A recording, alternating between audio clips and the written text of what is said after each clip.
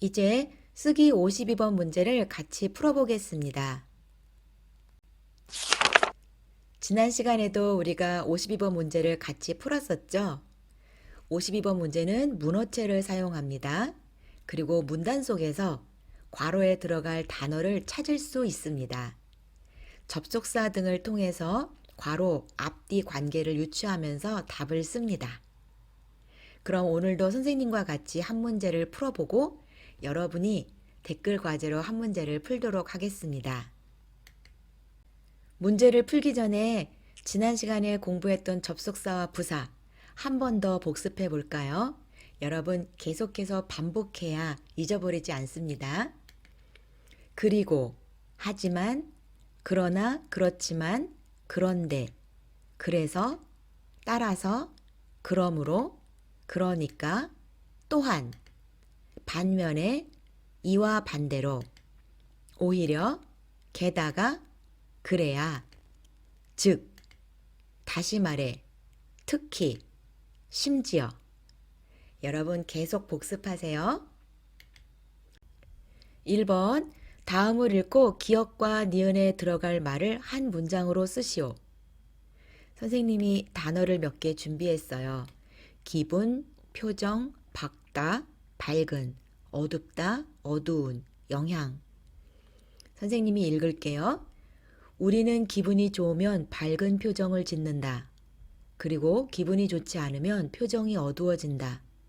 왜냐하면, 그런데 이와 반대로 표정이 우리의 감정에 영향을 주기도 한다. 그래서 기분이 안 좋을 때 밝은 표정을 지으면 기분도 따라서 좋아진다. 그러므로 우울할 때일수록 니은 것이 좋다. 여러분 어떤 내용인지 알겠어요?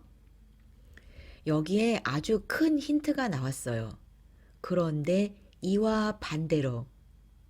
다시 말해 이 문장의 반대 의미가 기억에 들어간다는 말이죠. 여기를 다시 읽어볼까요? 표정이 우리의 감정에 영향을 주기도 한다. 그럼 이 반대는 뭘까요? 감정이 표정에 영향을 준다. 이 말이 와야겠죠? 이제 들어갈 말, 단어는 찾았어요. 그럼 문법은 어떤 것이 있을까요? 여러분 여기 기억, 괄호 앞에 왜냐하면이 나왔어요.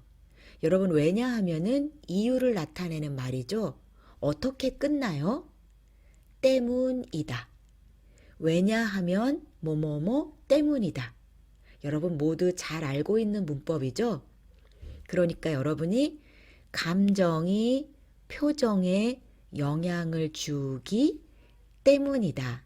이렇게 써야 합니다. 기억에 들어갈 말 별로 어렵지 않죠? 그럼 이제 니은을 찾아볼까요? 그래서 기분이 안 좋을 때 밝은 표정을 지으면 기분도 따라서 좋아진다. 그러므로 우울할 때일수록 어떻게 해야 하겠어요? 네, 밝은 표정을 지어야겠지요. 정답은 밝은 표정을 짓는 것이 좋다. 또는 밝은 표정을 하는 것이 좋다. 여러분 표정을 짓다라는 말이 어려우면 여러분이 알고 있는 동사 하다라고 해도 괜찮아요. 다시 말해 표정을 밝게 짓는 하는 것이 좋다. 이런 말이에요. 선생님이 지금 찾은 답을 넣어서 글을 다시 한번 읽어볼게요. 우리는 기분이 좋으면 밝은 표정을 짓는다. 그리고 기분이 좋지 않으면 표정이 어두워진다. 왜냐하면 감정이 표정에 영향을 주기 때문이다. 그런데 이와 반대로 표정이 우리의 감정에 영향을 주기도 한다. 그래서 기분이 안 좋을 때 밝은 표정을 지으면 기분도 따라서 좋아진다. 그러므로 우울할 때일수록 표정을 밝게 하는 것이 좋다. 밝은 표정을 짓는 것이 좋다. 여러분은 지금 기분이 어때요? 기뻐요? 행복해요? 아니면 우울해요? 혹시 우울한 사람이 있으면 표정을 밝게 지어보세요. 그러면 기분도 따라서 좋아질 겁니다.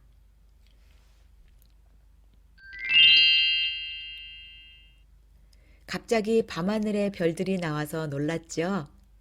오늘의 댓글 검사 과제입니다. 52번 쓰기, 별에 관한 글이에요. 선생님이 읽어볼게요. 별은 지구에서 멀리 떨어져 있다. 그래서 별빛이 지구까지 오는데 많은 시간이 걸린다.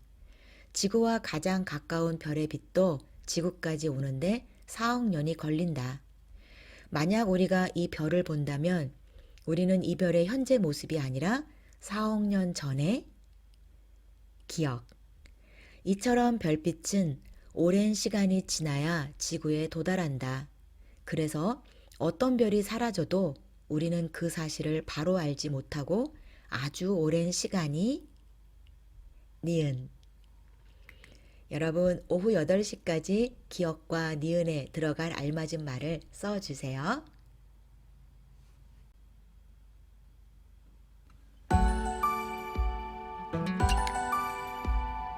이상으로 오늘 수업을 마치겠습니다. 여러분, 오늘도 모두 건강하고 행복한 하루 보내세요. 그리고 내일 줌 수업 시간에 만나요.